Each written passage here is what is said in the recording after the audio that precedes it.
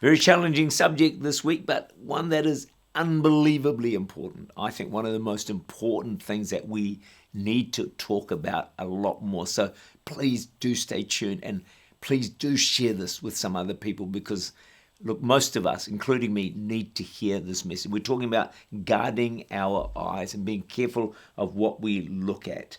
And so here's my question. How good are your eyes? My eyes.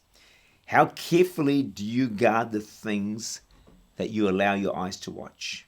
Are you extremely careful or are you careless? You don't intend to look at things that you shouldn't. That's not the plan. But how vigilant are you? Before we know it, we're watching things and our kids are watching things that none of us should be watching. Here's a interesting verse for you. Psalm 119 verse 37. Turn away my eyes from looking at worthless things and revive me in your way.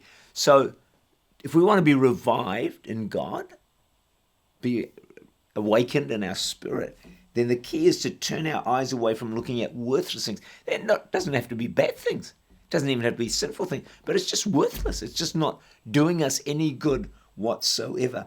So we just be careful with what we watch on social media and internet, Netflix, all that other stuff. And I've been challenging some of my staff to have the anointing and the strength to turn it off. Something that you're watching that you shouldn't be watching, or you're just watching too much. You're just leaving that TV going for hours. Turn it off because then it'll give you time actually to do some other things. Someone just told me recently that they took this challenge to heart. They turned the TV off and they said that because they just have left it running, it's just some sport or something, I don't know what it was, and they turned off, they said the transformation in the home was dramatic. The kids started behaving better. And they just thought, wow, all we did was turn the TV off and it's changed the atmosphere. So they've continued to do that. Here's a thought.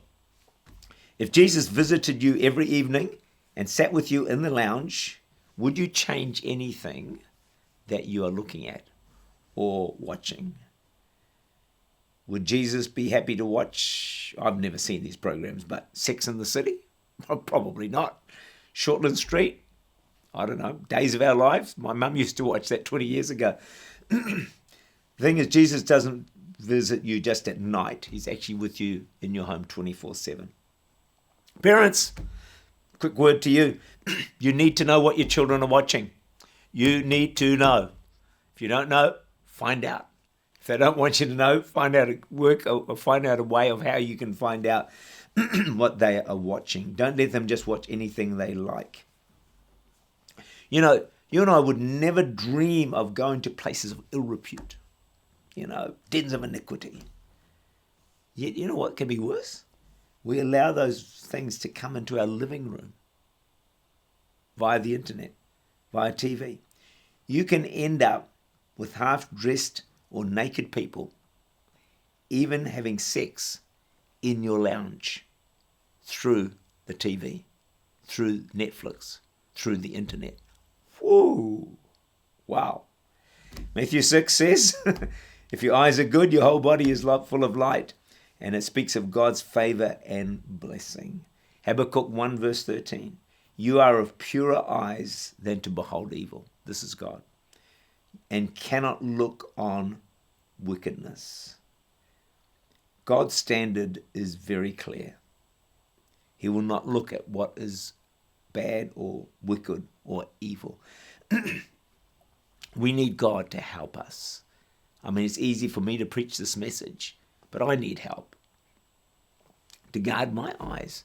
The reason is because it is, as I said before, it's in your face all the time.